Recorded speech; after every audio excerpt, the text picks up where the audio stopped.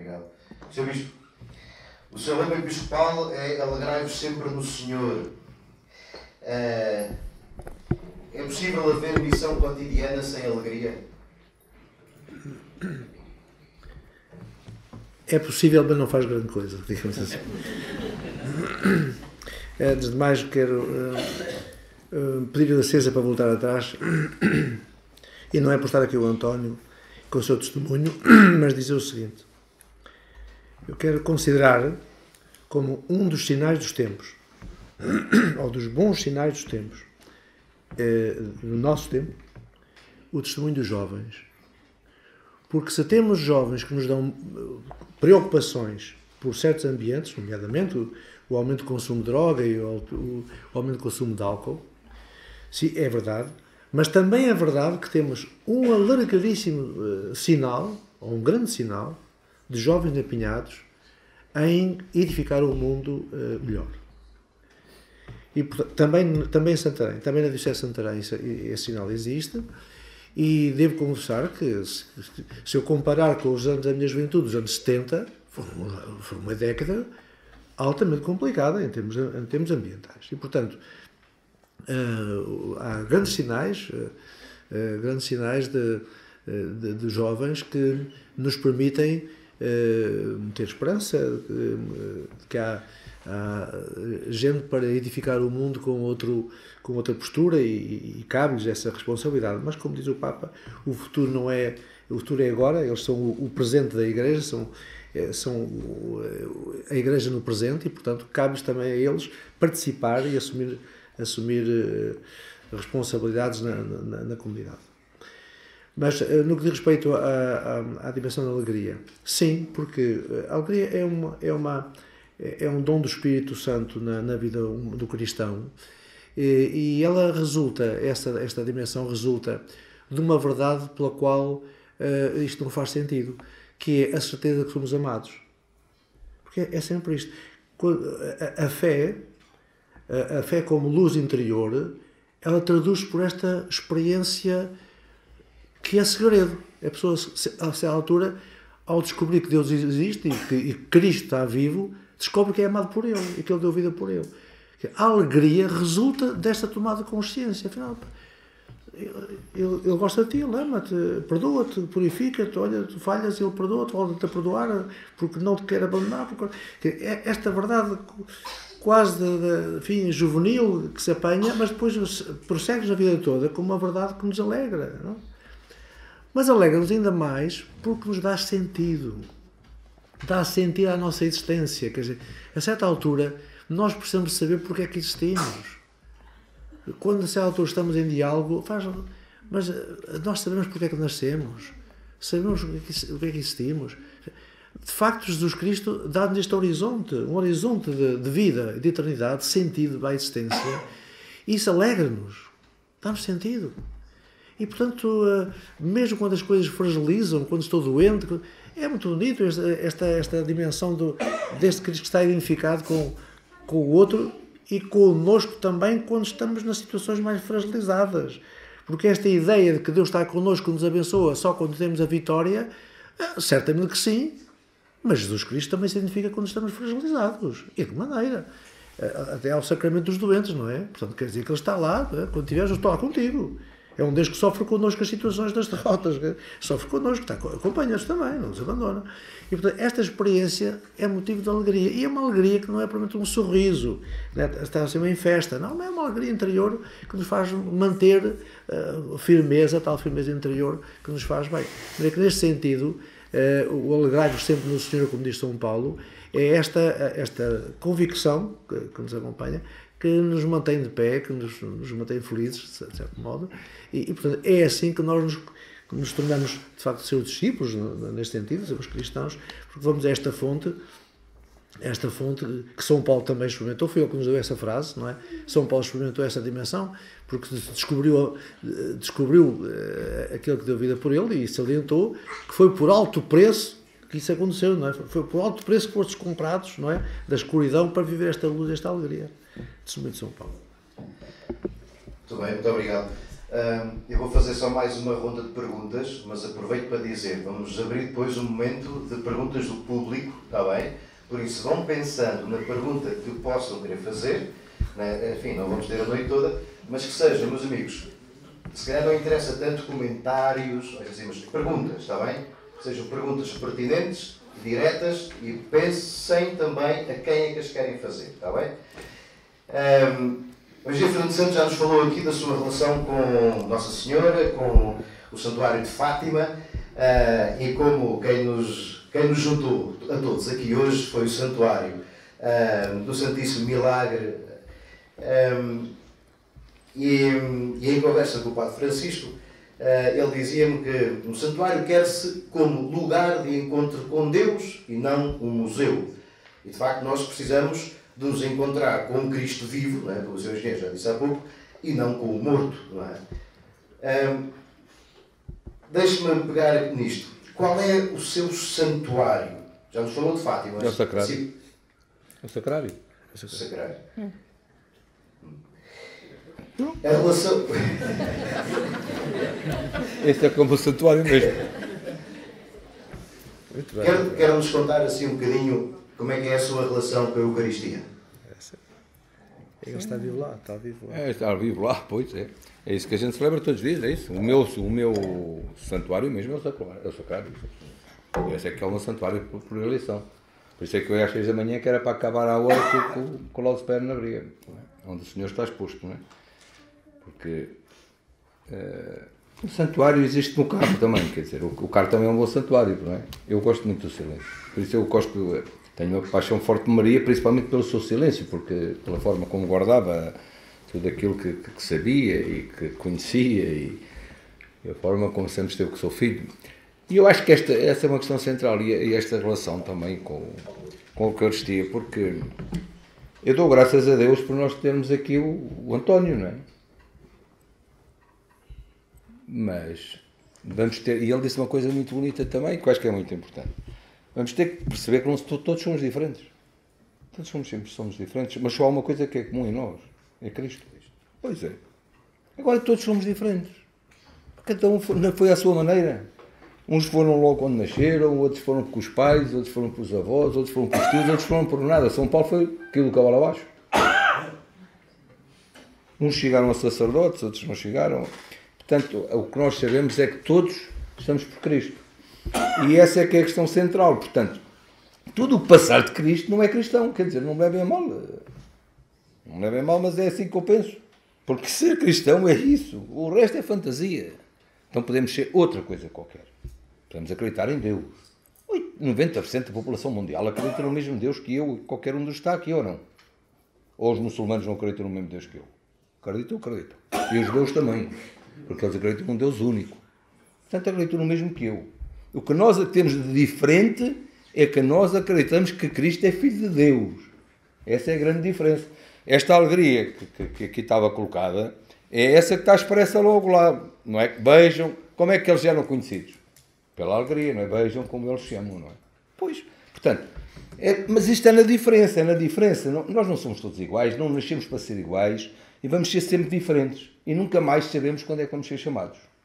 Porque isso é, essa questão é que essa questão que estamos, nós termos estarmos convencidos que vamos ser chamados ou não sabemos. Eu ouvia falar aqui do Sacramento da Santa Unção. O meu pai, acho que ele achava que Deus existia, pois, porque ele também mandou um para a catequese. Porque eu sou filho de uma família tradicional de Lisboa. Que achava, pronto, que Deus existia, sim. Não sei se era ritual ou se rito, não sei. Mas pronto, o que é verdade é que eu fui para a catequese e fiz lá o percurso, depois já contei a história, não importa agora. Mas o meu pai, o meu pai faleceu com 74 anos, com 73 anos, adoeceu de uma forma muito brusca. E os últimos 3 meses foram muito duros. E eu achava que o meu pai não tinha nenhuma relação com Deus. Porque eu acho que ele foi aos casamentos e aos batizados para aí uns 500, e por isso é que eu fui lá muitas vezes à igreja. Porque ele foi padrinho muitas vezes e eu também, portanto, eu também lá fui muitas vezes. Muitas vezes ficava cá fora a fumar um cigarro. Só quando era mesmo padrinho é que eu tinha que ficar lá dentro. E então, eu nessa altura eu já tinha feito o curso, já sabia o que era minimamente, o que eram os sacramentos. Não é? E eu gostava muito A minha mulher diz que eu tenho muita fé, que tenho muito mais fé que ela, que eu é que sou o homem da fé. E eu gostava muito que o meu pai recebesse o sacramento da Santa Unção. Mas lá na Penha de França ninguém sabe o que é o sacramento da Santa Unção. Toda a gente acha que é da extrema unção. E lá na Penha de França, quando se dizia alguém o sacramento da extrema unção, eles diziam assim, olha, já há 3 baldes de cal e a aula que ele vai, está despachado. E eu bem queria, mas eu olhava e pensava, o que é que o meu pai vai pensar? Vai pensar que eu já o estou a despachar, não é? Ainda me vai dizer, então, estás-me a despachar já? E eu não era capaz, não fui capaz, não era. E eu dizia, pá, e eu dizia assim à minha mulher, eu gostava tanto de meu pai receber o sacramento da Santa Unção, mas eu não sou capaz, eu não sou capaz, eu não sou capaz. Não era e não fui. E no entanto, se era para, se calhar outra pessoa teria o feito. É isto que marca a diferença. Nós não podemos pensar que as coisas funcionam assim e que isto é tão linear assim, não, isso não é matemática. E um dia fui jogar ao Porto e quando voltei, entrei em casa, já tarde, e quando ia fui dar um beijo ao meu pai, e quando ia para o meu quarto, que é ao lado, era ao lado, o meu pai falou em voz grossa e disse, Gui, já disseste ao falando que eu estou bom. E eu disse, passou-se. Deram alguma coisa, o meu pai há 3 meses falava, de repente falou alto, e disse, vai, deram qualquer coisa. E perguntei à minha mulher, mas o que é que se passa, o que é que aconteceu e tal? Ela disse, não foi nada. O padre Raul veio cá, o teu pai comungou, o teu pai confessou-se, nunca tinha confessado a vida dele, nem comungado. O teu pai confessou-se, comungou e recebeu o sacramento da Santa Unção. A única coisa que pediu ao padre Raul foi para levar a oração do sacramento. 3 dias depois, o meu pai foi para o hospital e já não saiu. Está a ver? É mesmo aquela coisa lá, não é? Que eles estavam lá na praça, não estavam? Estavam lá na praça, o senhor foi lá às 8 da manhã, levou um rebanho deles.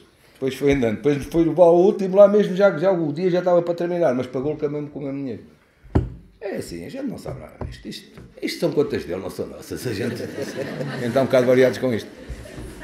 Porque, e esta questão que é a questão central, que é, ele disse uma coisa também muito interessante, que eu acho muito interessante. Ele é um gajo espetacular.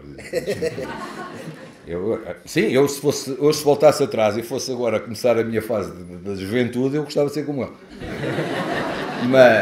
Mas eu, por exemplo, não sou capaz, eu, por exemplo, não era missionário, eu não sou capaz de ir a um hospital. Ainda hoje tenho o meu cunhado internado, infelizmente, com AVC, e que não fala, tem o lado direito todo paralisado, e tive ao coitão com ele.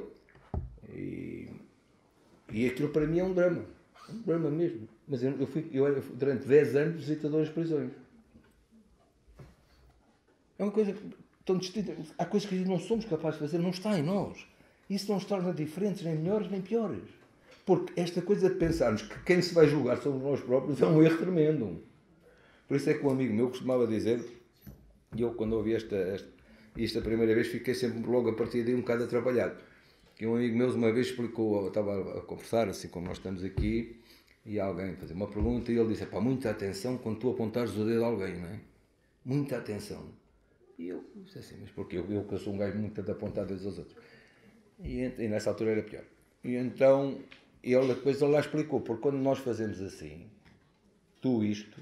se a gente olhar bem para a nossa mão, 3 estão virados para nós. 1, 2, 3. Por cada um para o outro, 3 para nós. E depois ainda por cima está um tipo lá em cima a olhar para isto tudo. Que é uma vez. E portanto é melhor que a gente tenha cuidado com estas coisas e de a gente pensar que, agora, que isto é brilhante, porque esta alegria e este prazer, porque isto é feito com alegria, é feito com prazer, não é feito por obrigação. E isso e esta questão, que era isso que eu queria dizer, para acabar, que eu quando começo a falar destas coisas, depois espero. Mas pronto. Isto que eu acho que é muito, muito importante.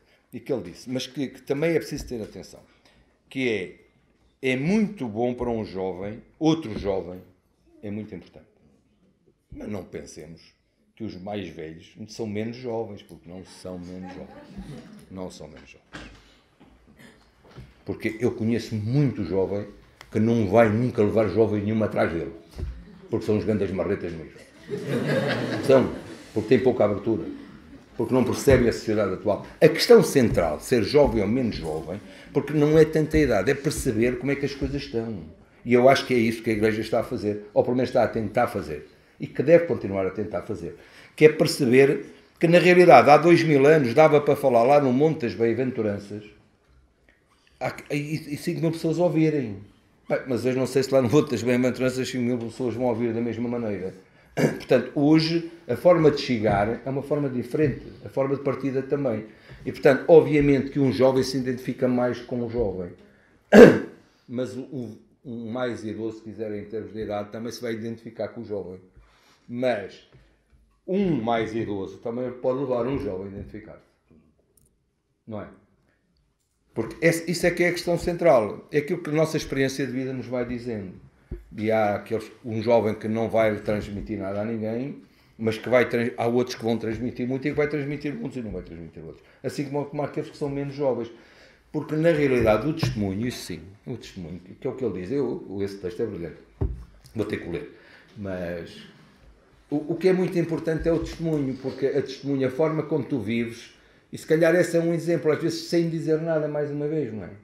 Porque a forma como age, como vive, o sacerdote é igual, a forma como está, como não está, tudo isso é importante, mas eu vou acabar resumindo de uma forma muito simples. Mas Cristo é o Cristo, o resto é tudo uma grande treta.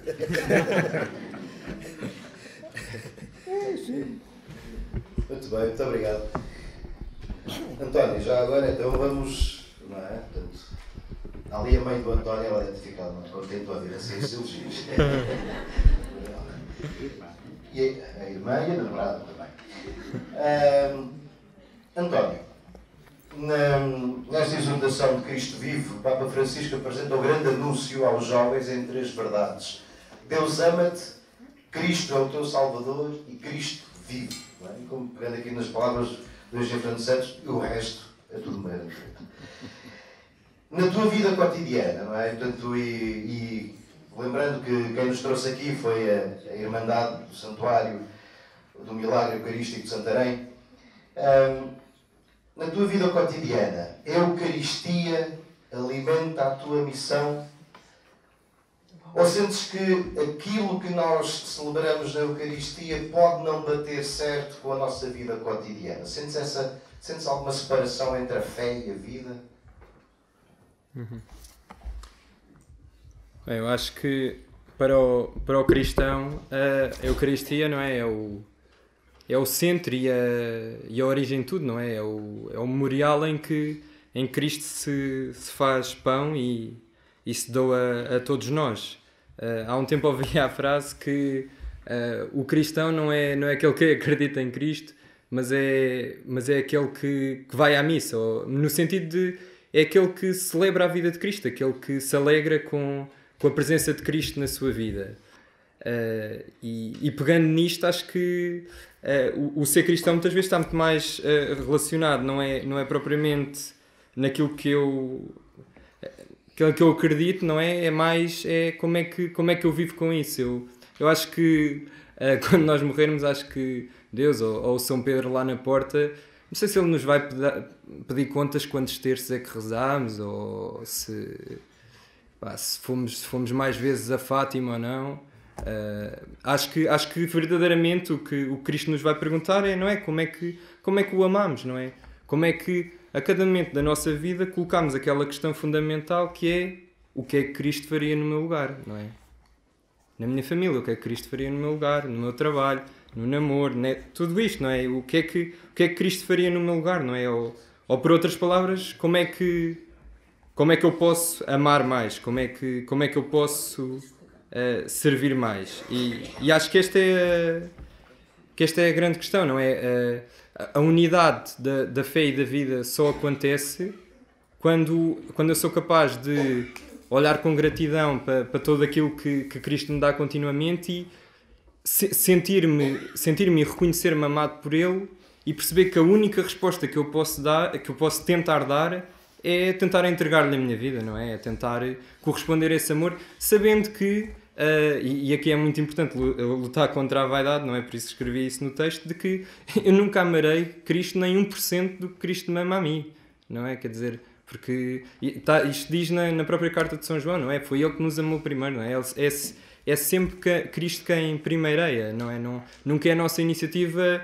Nunca é a nossa iniciativa amar Cristo ou amar os outros, não é? Antes de nós amarmos a Cristo e amarmos os outros, já Cristo nos amou a nós, amou os outros, quer dizer, é sempre a primazia, é sempre de Cristo. Portanto, nós na Eucaristia não mais fazemos do que reconhecer esse amor. Portanto, não somos nós que fazemos um favor a Cristo por ir à missa, ou ao padre, ou à avó, ou quem quer que seja. Não, é Cristo que nos faz um favor. Mais do que um favor, entrega-se a si mesmo, não é? E a cada dia. Portanto, é central, quer dizer, acho que é inconcebível a vida do cristão sem a Eucaristia, ou pelo menos é inconcebível a minha vida sem a Eucaristia. Muito obrigado. Sr. Bispo, para terminar então esta parte, antes de passarmos às perguntas do público, de que santuários precisamos nós hoje para realizar este encontro com Deus que dá à nossa vida um novo rumo, um novo horizonte, capaz de alimentar, como diz o profeta Joel, capaz de alimentar as visões dos jovens e os sonhos dos velhos? De que santuários é que nós precisamos hoje? Bem, nós precisamos do santuário, de facto, da Eucaristia e do Sacrário, obviamente. Mas há um santuário invisível, se quisermos, que é fundamental e que mexe com um desafio bastante evangélico, que Jesus retoma e já profetizado no Antigo Testamento, que é a dimensão do chamado coração novo. Um coração novo. Esse coração novo, transformado como centro da pessoa, Santo Agostinho falava do santuário interior, a residência interior, de facto, é misterioso, mas há uma morada interior nossa. Quem é que vive dentro da nossa morada interior? Vive, nós é que sabemos, e Deus também sabe. Portanto, nessa residência, com certeza, moram as pessoas que nós gostamos e as pessoas que gostam de nós. E algumas de maior proximidade têm um lugar especial. Não é? Mas Cristo também quer lá estar. Se Cristo lá está, então quer dizer que há uma dimensão sagrada, quer dizer, Deus lá está, então é santuário mesmo, nesse sentido, não é? Já não é apenas a minha residência, mas é uma residência onde também Deus está. E este tratamento deste santuário pode fazer a diferença em relação às pessoas.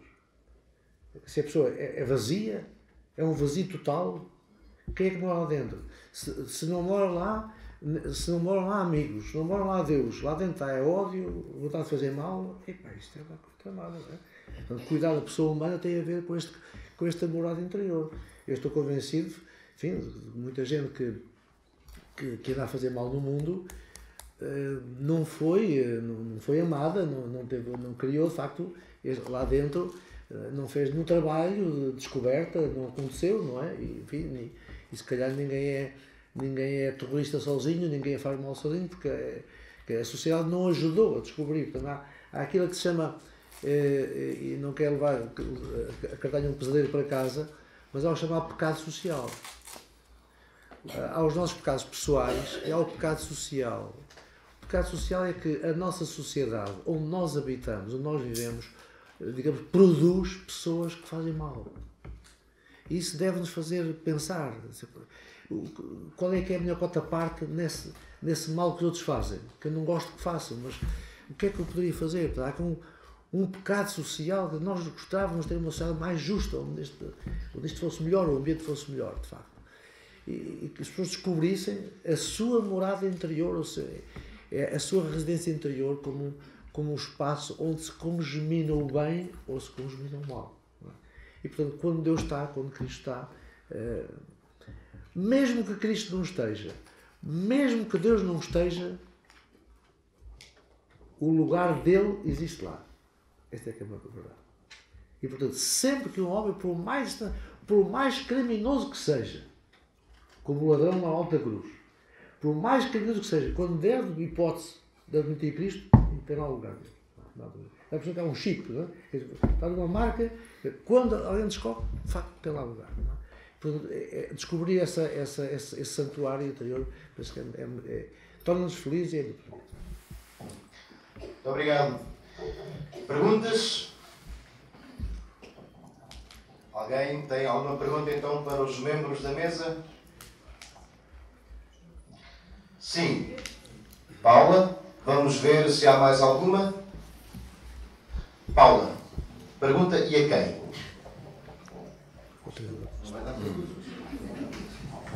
Boa noite, muito obrigada, gostei imenso daquilo que ouvi. A minha pergunta é para o António. E numa casa cheia e com tantos jovens, e como falaste também da importância de um jovem evangelizar outro jovem, o que é que deixavas aqui hoje para eles? Como é que eles poderão viver a missão na sua vida, no cotidiano?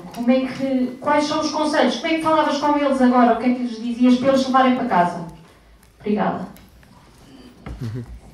Eu acho que deixava algo que o Sr. Engenheiro Fernando Santos referiu, não é? Deixar-se amar por Cristo.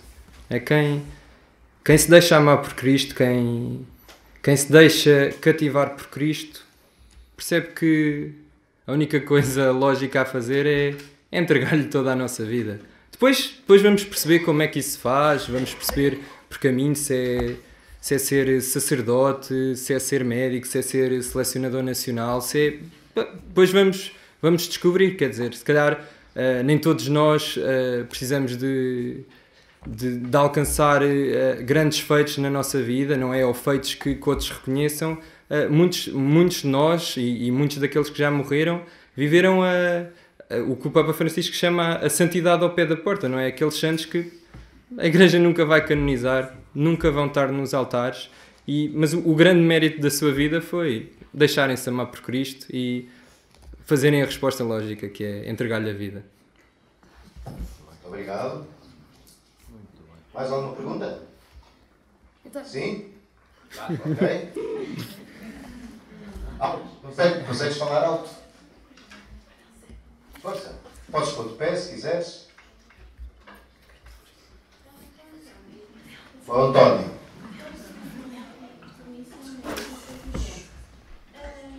Acha que Deus está a enviar a missão de ser servir a Deus quando está a salvar as pessoas? Podes repetir. E você pensa que Deus, a sua missão para Deus é salvar as pessoas? Ok. Se a tua missão é salvar as outras pessoas, a tua missão para Deus, é isso? Ok, obrigado. Olha, eu acho que não, porque eu não salvo ninguém, não é Cristo quem salva. Portanto, a minha missão, não é especificamente enquanto médico, acho que é tentar ser o melhor médico que eu puder ser, não é nas várias vertentes, não é? Na vertente científica, estar atualizado, estudar, tudo isso, não é? Costuma-se dizer que o médico estuda a vida inteira e, não é? E é verdade, não é? Porque a medicina é uma ciência que está sempre a evoluir. Depois também na vertente humana, não é? Ter o cuidado com o outro, encarar o doente como um ser, não é, semelhante a mim, ser capaz de ver no doente alguém que podia ser eu, não é? E para os cristãos ver no doente o próprio Cristo, não é? Eu costumo usar muito aquela expressão do Evangelho que há aqueles, e que dizia São Paulo, não é? Que há aqueles que completam na sua carne o que faltou às tribulações de Cristo. Cristo não sofreu tudo na cruz, não é? Há muitos que ainda continuam a sofrer o que faltaram às tribulações de Cristo. A minha missão é ajudar, dentro das minhas muitas limitações, a tratar essas feridas. A curar, não, nem a salvar. A tratar, a aplicar um curativo e a esperar que o Senhor regenere. Muito bem. Mais alguma pergunta?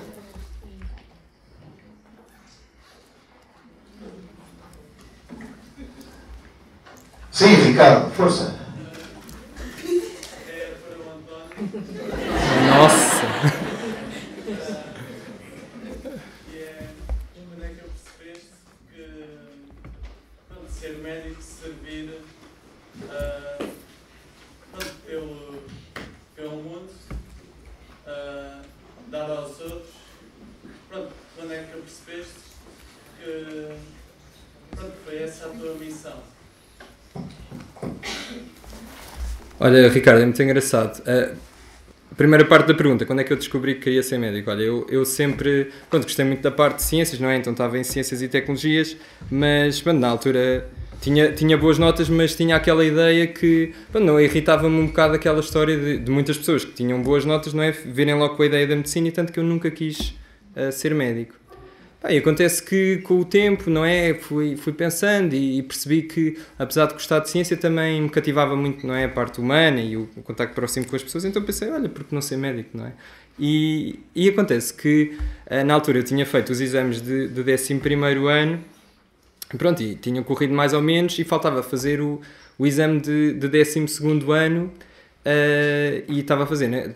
Pronto, naquele momento estava a fazer o exame de matemática, eu precisava ter uma boa nota no exame de matemática, e acontece chegar-me à última folha do exame, tinha 2 perguntas que valiam 3 valores, e que caso eu as errasse não daria para ir para a medicina, porque isso implicaria ter 17 no exame, isto assumindo que eu acertaria tudo o resto, que não foi o que aconteceu, não é?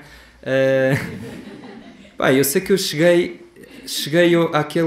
àquelas 2 perguntas e aconteceu-me uma coisa que não me costumava acontecer muito, que é, obviamente que havia exercícios que eu não sabia fazer, mas nunca me aconteceu olhar para um exercício e não fazer a mais pequena ideia como é que aquilo se fazia. Eu olhei para aquelas 2 perguntas e disse, pá, isto é chinês, eu não faço a mínima ideia.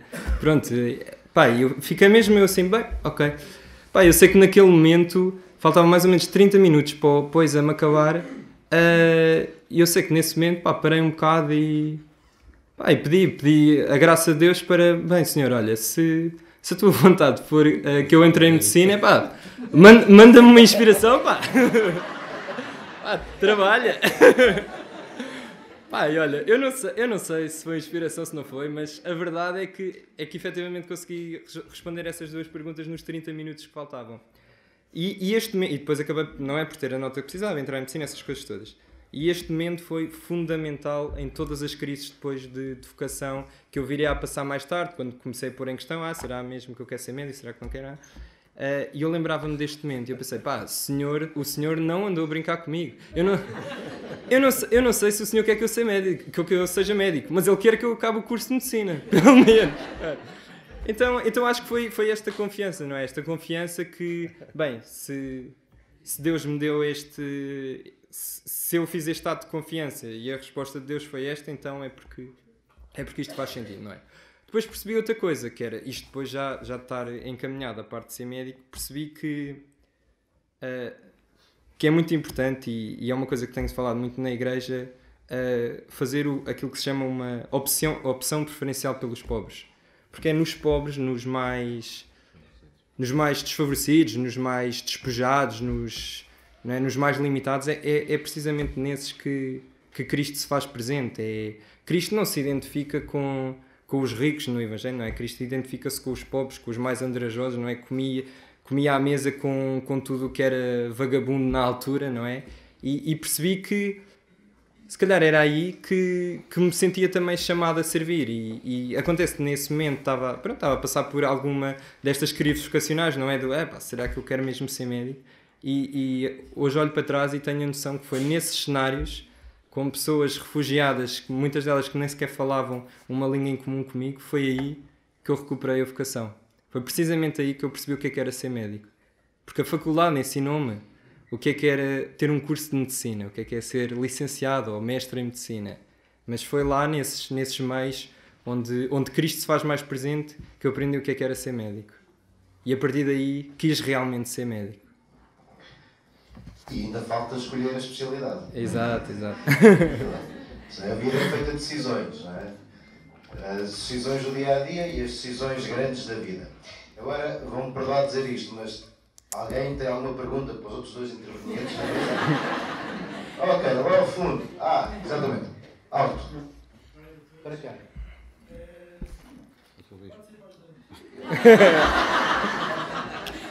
Então vá, Vasco. Força.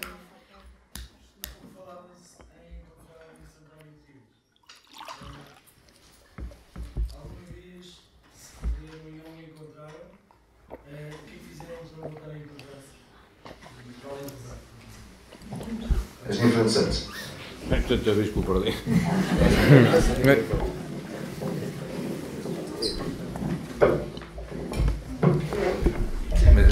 Sim, tanta vez que o perdi. Mas não temos que ficar muito preocupados com isso. Eu sinceramente acho. Quando dramatizamos muito esta questão, Eu continuo a dizer, ele era brilhante. Né? A gente depois fica aqui um bocado sem saber o que é que diz, mas pronto. Mas, cuidado, porque se não houvesse ricos não havia pobres. Hein? É preciso ter, há aqui um balanço. Deus tem que estar presente em todo lado, porque senão, e, portanto, ele está com os pobres e está com os ricos. Não, porque não é no sentido literal do termo, eu percebo muito bem o que ele quis dizer, e todos nós sabemos que essa é, e o Sr. Bispo Dom José tinha feito esta referência aqui há pouco, nestas passagens, e isso é muito importante, mas a vida é feita disto, por isso é que há engenheiros, padres, sacerdotes, carpinteiros, marceneiros, polidores, estucadores, há de tudo. Porque é assim, Deus a todos dá talentos. E portanto, e também a questão da queda, a pedra basilar da igreja foi o primeiro a negá-lo 3 vezes. Né? E ele avisou até, disse, atenção que vais-me negar 3 vezes. E ele negou o mesmo, quer dizer, portanto, obviamente que todos nós vamos ter que falhar. Isso é uma questão central. Nós não somos puros, não éramos santos. E teríamos um lugar no altar, é como ele diz, há muitos santos na realidade que estão ao lado da porta e que a gente não conhece, que nem se visíveis se tornam, porque são tão invisíveis, um bocadinho como Madre Teresa, são tão invisíveis, ela acabou por ser conhecida por outras razões, mas são tão invisíveis que não nos vistas. Não é o caso dele, nem o meu. A gente acabou por dar nas vistas por alguma razão, mas foi esse o talento que o Senhor nos deu. E a questão central é a gente ter que o pôr a usar. Essa é que é a questão central, e é isso que ele faz muito bem. E ele, ao sentir este chamamento, e pronto, lá no exame, às vezes a mim costumam perguntar se eu rezo muito para ganhar. Claro que eu rezo sempre, não é? Mas se isto fosse assim tão fácil, eu convocava os padres para jogar e era campeão. Isto não é assim. Não, a gente agora convocava os padres, fazia um comício de freiras e isto era sempre campeões. Isto é mesmo trabalho, estas coisas dão trabalho, como a ele dá muito trabalho. Agora, que obviamente que tem quem tem fé, claro que pede. Então, mas é alguma coisa errada? Então, olha, Pai Nosso, que estais no céu, santificado seja o vosso nome. Venha a nós o vosso reino, seja feita a vossa vontade. Não é? É sempre a pedir, por aí afora. Foi ele que disse, não é? Faz-me lembrar uma miúda que estava num colégio. Havia uma miúdita que estava num colégio, ela sim, estava necessitada de Cristo, ela estava mesmo necessitada. Porque ela não sabia o que era manteiga, nem nada dessas coisas, e portanto, então ela, quando rezava ao Pai Nosso, num colégio, ela dizia, Pão Nosso com manteiga todos os dias nos dai hoje. E havia uma outra miúda que estava ao lado dela e que ouviu aquele pedido e foi para casa e disse à mãe, mas não sei quantas, ela não sabe usar o Pai Nosso. E a mãe disse, mas porquê? Porque ela diz, o Pão Nosso com manteiga todos os dias nos dai hoje. E não é assim que se diz, pois não, mãe. E a mãe ouviu aquilo e foi perguntar lá à madre do colégio o que é que se passava e tal. E então lá explicaram que a miúda era uma miúda com muitas necessidades, uma família completamente sem possibilidades, e por isso ela não sabia que era manteiga, não sabia nada dessas coisas. E a miúda tinha este sonho de um dia comer manteiga, não é? Então a Divina Providência lá se encarregou, porque ela fazia para estas coisas, e então a senhora, como era uma senhora de posses, mandou que o leiteiro todos os dias pusesse à porta dela manteiga e leite dessa menina. Então no dia a seguir ela foi e dizia assim, o Pão Nosso com manteiga que já comi hoje. Portanto, mas isto na realidade, rezar é isso, não é? E há momentos para quem tem fé, que obviamente que a melhor maneira de nos encontrarmos é isso, também vale a pena rezar o terço. Eu que não sou mariano de excelência, mas tenho uma admiração muito forte de Maria. E acho que o terço é fantástico, nem seja só meditá-lo, não é? E portanto também não fiquei chateado de rezar o terço, eu também rezo. Então quando vou no carro de viagem, rezo o terço. Porque a oração é falar com Deus, mas também uma oração como o terço também serve. Porque é sempre falar com ela. Não há nenhuma melhor intercessora para se pedir um milagre desses, quando a gente vai mesmo patinar por aí abaixo, quer falar com a mãe. Não é? Então o que é que a gente faz? Vocês o que é que fazem? A minha filha, pelo menos, é assim. Ainda agora me cravou para fazer o aniversário lá em casa. Né? Foi falar com a mãe. Eu estava com medo que eu dissesse que não, foi falar com a mãe. As coisas assim que funcionam. Vai-se falar com a mãe, para a mãe falar com o pai. Pronto. E nós, obviamente, que temos aí uma intercessora mestra para nós falarmos. Mas, como ele dizia, e bem, esta descoberta, e eu percebo muito bem isto, porque este momento como dizia também, vamos dizer, este momento de interiorização Aquele momento para ele é um momento de luz, foi um momento, e isso depois despertou nele tudo aquilo que é o que vem a seguir, mas que não é nada premeditado, porque ele disse uma coisa que também é muito interessante, que é, quando eu lá estive, é que percebi que queria ser médico. Não foi quando o senhor lhe ensinou lá qual era a coisa, que não deve ter ensinado aquela hora. Ele sabia, estava um bocadinho esquecido e Deus abandonou-lhe uma porrada na cabeça. Mas isso é que é muito importante. E, portanto, em relação à tua pergunta, a questão central é essa. Caímos? Muitas vezes. Nunca perder a fé. Mas também o Sr. Bispo respondeu isso de uma forma que eu acho que eu nunca tinha ouvido falar, agora já com o que eu vou dizer. Que é uma coisa muito interessante, que é, está lá sempre um buraquinho, está lá sempre um lugarzinho dentro. Mesmo para quem não tem. Mesmo para quem não tem, ele está lá reservado para ele. Portanto, basta que a gente deixe abrir o buraquinho, é como ele diz, basta que a gente deixe abrir, que depois ele vai entrando, e pronto, aquilo vai enchendo e vai deitando fora, não é? Agora, quem é que não tem hesitações? Isso vai-me lembrar, quando eu tive 40 anos lá no deserto. Não foram 40, mas foi quase. E eu lembro-me que uma das expressões que eu usava muito era, e que fazia perguntas aos meus amigos. Eu tenho 64 anos, portanto eu tinha 20 anos quando se deu o 25 de Abril. E eu fazia uma pergunta muito aos meus amigos, que era o Adão e Eva, e tiveram 2 filhos, o Abel e o Caim, não é? E depois o Abel matou o Caim, e depois como é que foi o resto? E um dia, um amigo meu, acho que lhe fizeram esta mesma pergunta. E porque ele, entretanto, tinha-se ligado a Cristo, ligado à Igreja, e, portanto, tinha deixado de ter a vida que tinha, pronto. Já não bebia tantos copos como bebia antes, apesar de beber um copo de vez em quando, já não bebia tantos. E então, lá um daqueles antigos companheiros disse, agora tens também essa mania de Cristo e tal, diz-me lá uma coisa. Então, era o Adão e Eva, o Abel e o Caim, o Abel e o Caim matou o Abel, então como é que foi? E ele ficou aflitinho, que ele não sabia nada o que é que havia de fazer, não é? E então disse assim para o amigo, olha, desculpa lá, tu conheces aquela vizinha que mora lá no 8º andar e que teve um acidente, que está numa cadeira de rodas, que não pode sair de casa? Eu disse, não, mas é que no 8º andar. Mas em que lado? Como é que se chama? Olha, e aquele senhor do 5º andar, que a mulher agora está de cama, que está com muitas dificuldades, não tem dinheiro para dar de comer à mulher, e não sei o que. E ele disse, não, no 5º andar. Mas quem é do 5º andar? E do 3º? Que o filho agora teve aquele problema na escola, não? Mas quem é ele? Aí estás preocupado com o Abel e com o Caim, não é? É assim que a gente tem que fazer também. É? Sr. Bispo.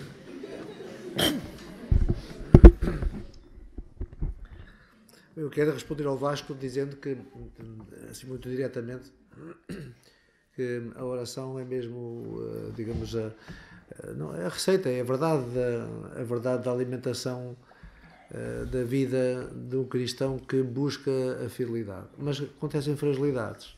E acontecem. E não acontecem. Acontecem. E isto é como na saúde física. Se a pessoa não se alimenta capazmente, fragiliza na saúde. E ganha doenças, ganha fragilidades, coisas complicadas. Portanto, aqui a oração funciona de facto como o meio que Deus tem para me alimentar. Se eu der algum tempo de oração, Deus fortalece-me e eu sou responsável pela alimentação que Deus me dá ou não do ponto de vista espiritual. Aí somos responsáveis. Se eu não der nenhum tempo, e depois vou responsabilizar Deus de não me ajudar, mas eu não lhe dou hipótese de Ele me ajudar. Então a oração entra aqui como o tempo que eu dou a Deus de Ele me ajudar. E, portanto, nas fragilidades, o segredo está. Eu sinto-me frágil, mas eu, nesse momento, fui capaz de voltar-me para Deus e dizer, ajuda-me que eu estou a precisar. Fui capaz de fazer isso? Se foi capaz, Ele de ajudar-me-á. Nem que seja a viver aquela fragilidade. Agora, se eu não me volto para esse fundo de alimentação, bem, então, nesse caso, vou fragilizando cada vez mais e pode ser complicado, de facto. Não? De maneira que a fragilidade acontece, não se determina, acontece, e acontece porque nos enganamos, ou porque nos seduzimos, ou porque discernimos mal nos critérios, mas de facto, se a oração não desapareceu da nossa vida, então a fonte de alimentação, digamos assim, está ao nosso alcance e o milagre acontece. Não é por acaso que o Papa também nos diz que o evangelizador, aquele que se assume como evangelizador, na sua vida comum, como cristão, precisa do pulmão da oração. O pulmão da oração é fundamental. Bom, eu venho aqui libertar os nossos amigos do carrasco do Padre Ricardo. Mas também diria o seguinte, é que souberam libertar-se muito bem pelas respostas que deram. Em primeiro lugar, eu quero agradecer, em nome da Irmandade de Milagre, a disponibilidade de todos os três. Do Engenheiro Fernando Santos, do Sr. Bispo e do António. António, sem falar com ele, por uma simples mensagem, acabei e lancei-lhe o desafio, ele perguntava o que é que nós íamos fazer assim, nem pode ser muito bem, mas diz que sim, que a gente fica bem resolvida. O Sr. Bispo, mandei-lhe um mail com uma série de datas, não sei se recorda, para diversas idades, e passado um tempo ele respondeu assim, pronto, está tudo registrado, está à agenda. E uma delas era este momento. O Engenheiro Fernando Santos já nos vimos desde 2003. Numa atividade que tivemos em Torres Novas, por uma plateia assim, também grande, só de gente nova, de estudantes, para falar sobre o homem, a religião e o desporto. Essas coisas não podem dizer nada umas com as outras. Está tudo tão interligado. Não é por acaso, depois se fala muito da comunicação em rede, estar em rede, portanto, e logo nestes três vertentes é uma rede perfeita. E por isso, obrigado, Engenheiro Fernando Santos, foi um gosto de voltar a revê-lo, embora fosse vendo e vá seguir muito de perto o seu trabalho profissional. Ora, e para terminarmos, eu gostaria de agradecer a vossa disponibilidade, a prontidão das vossas respostas, os desafios que nos foram colocados, as interrogações que nos foram lançadas sobre a missão e como ser missão no nosso cotidiano. Era este o objetivo. Num âmbito do ano missionário que estamos a viver, em particular, e como um tempo de preparação para as festas do Santíssimo Milagre que ocorrerão agora no próximo domingo. Este é um momento de facto de preparação. Uma palavra de um grande apreço pela forma como vós respondestes ao desafio de participar, de estar aqui este serão. É com muito agrado que, de facto, vos vejo aqui, a forma como, de facto, se disponibilizaram e dizer-vos que o nosso programa vai continuar e na próxima sexta-feira teremos uma tarde de oração aqui no Santuário, das 3 até às 7, e no domingo teremos a celebração ao meio-dia, presidida pelo nosso Bispo, e a procissão consagrada da República também às 16 horas. Um obrigado também ao Padre Ricardo pela forma como bem foi orientando esta mesa e terminaríamos, se não é bom ou mal, pegando, acho que alguns têm uma pagela na vossa mão, que tem a ver, nem todos têm, eu tirei 120, porque pensei, vai sujar, mas enganei-me. Tem a ver com o quê? É uma oração de São João Paulo II, que eu creio que é do ano Eucarístico 2004-2005, que ele escreve, e que é inspirada no Evangelho de hoje, os discípulos de Emaús. Eu queria que nós, antes de irmos embora, poderíamos rezar todos esta oração, do Fica Connosco, Senhor.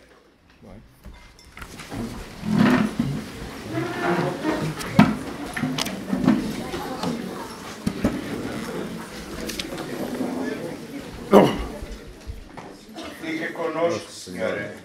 Como os discípulos do Evangelho, imploramos, Senhor Jesus, fica connosco. Tu, divino peregrino, conhecedor dos nossos caminhos e do nosso coração, não nos deixes presos nas sombras da noite. Sustenta-nos no cansaço, perdoa os nossos pecados, orienta os nossos passos no caminho do bem. Abençoa as crianças, os jovens, os idosos, as famílias e particularmente os doentes. Abençoa os sacerdotes e as pessoas consagradas. Abençoa a humanidade inteira. Na Eucaristia que fizeste fármaco da imortalidade.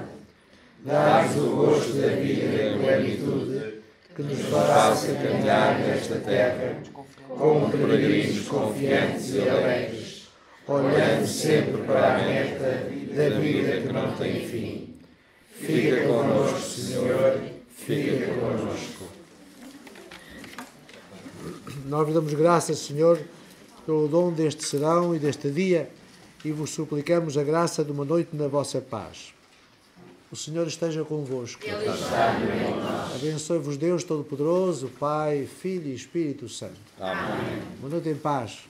E muito obrigado também para os que vieram de mais longe. Obrigado.